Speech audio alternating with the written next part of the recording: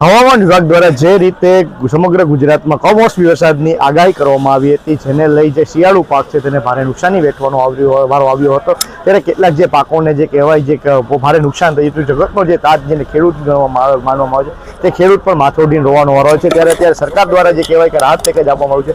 આપ મારી પાછળના દ્રશ્ય જોઈ રહ્યા છો કે જ્યારે જે મગફળીમાં જે રાહત પેકેજ આપવાનું 10,000 કરોડનું જે રાહત પેકેજ જે કહેવાય સરકાર દ્વારા જે રજૂઆત કરવામાં આવી છે, તેને લઈને અત્યારે જે રાજકોટના જે ખેડૂતો છે તે ટેકાના ભાવે જે પોતાની ખરીદી વેચવા માટે રાજકોટના ડેરી માર્કેટિંગ યાર્ડ છે અને જે જૂનું માર્કેટિંગ યાર્ડ છે ત્યાં આવી પહોંચ્યા છે.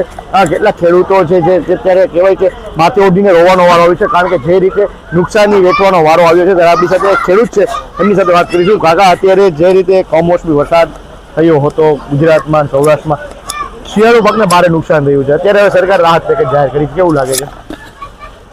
હવે આમને તો બીજું શું હોય એમાં ભાઈ, એનું રાહત પેકેજ હોય તો એ જે દેવાના હોય એ જ દેવાના, ગમે એટલી રાયડું નાખો તો કાંઈ ન થાય.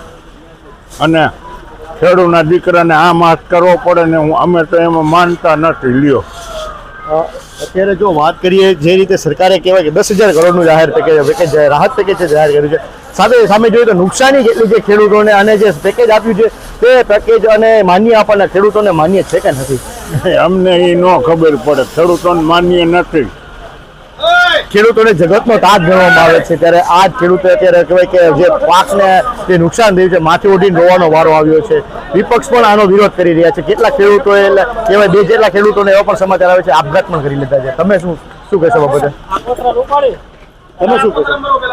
તમે શું કહેશો બાબતે? હું તો અત્યારે નિવૃત્ત થઈ ગયો હોઉં.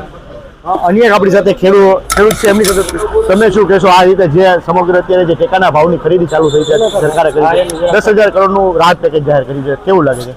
10,000 કરોડનું રાહત પેકેજ કર્યું બરોબર છે, પણ ખેડૂતને નુકસાની છે 100%.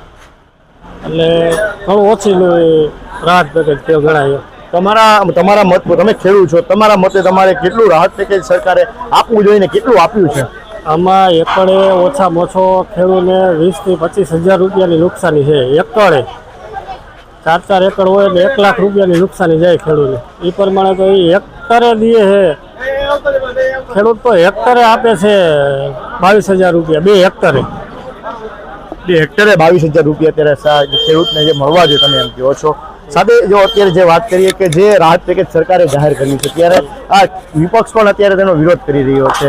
સરકારની જે નીતિ છે તેનો ખેડૂતોને આનાથી કેટલું નુકસાન થશે, કારણ કે ક્યાં જે શિયાળો પાક છે તેને વધારે નુકસાન પહોંચે છે? આમાં કપાસ, મગફળી, સોયાબીન બધામાં નુકસાની છે જ, 100% નુકસાની છે. સરકારને શું અપીલ કરવા માંગશો? કારણ કે જે રીતે સરકારને આખરી સવાલ, સરકારને શું અપીલ કરવા માંગશો? સરકારશ્રીને એવી અપીલ કે ખેડૂતને નુકસાની છે એનું વળતર જો આપે તો વધારે સારું. ધન્યવાદ.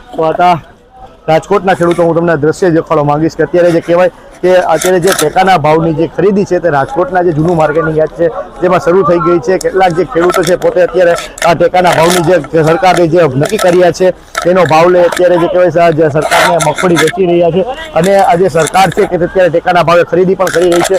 ત્યારે આપણે કેટલાક ખેડૂતો સાથે જે ખેડૂત છે એમની સાથે વાત કરીએ. તમે શું કહેશો? જે રીતે સરકારે રાહત પેકેજ જાહેર કરી છે 10,000 કરોડનું છે, તમે શું માનો છો? ખેડૂત છો, તમને કેવું લાગે છે? પેકેજ યોગ્ય છે કે નથી યોગ્ય? સરકારે રાહત તો જાહેર કર્યું છે, પણ 10,000 આંકડો મોટો છે, પણ ખેડૂતની સંખ્યા મોટી છે તો એ વિચારીને નથી કર્યું. બરોબર, તો ઘણું ઓછું કહેવાય, કારણ કે વીઘા દીઠ 3520 છે. હવે 2 હેક્ટરની મર્યાદા રાખી છે, તો 2 હેક્ટર જમીન વધારે હોય એમાં નુકસાન તો હોય જ. તો એનું કાંઈ વિચાર્યું નહીં, ખાલી 2 હેક્ટરનું વિચાર્યું. એટલે અમારી એવી માંગણી છે કે જો સહાય વધારે આપે તો વધારે સારું.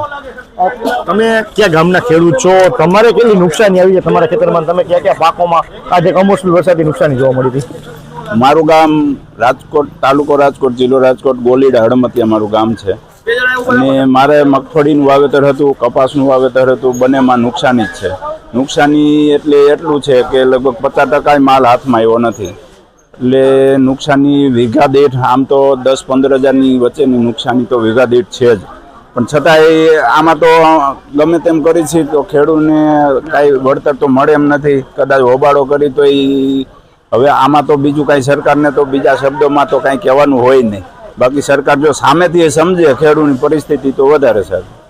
જગતનો ખેડૂતને કહેવાય કે જગતનો જે તાત માનવામાં આવે છે, જે અન્નનો જે ખાડો છે તે ખેડૂત પોતાની જમીનમાં કરીને તે લોકોના અન્નો જે પેટનો ખાડો છે તે પૂરે છે. ત્યારે આવી જે જગતના તાતની કફોડી હાલત હોય તો ક્યાંક ને ક્યાંક સરકાર રાહત પેકેજ વધારવું જેવું નથી લાગતું?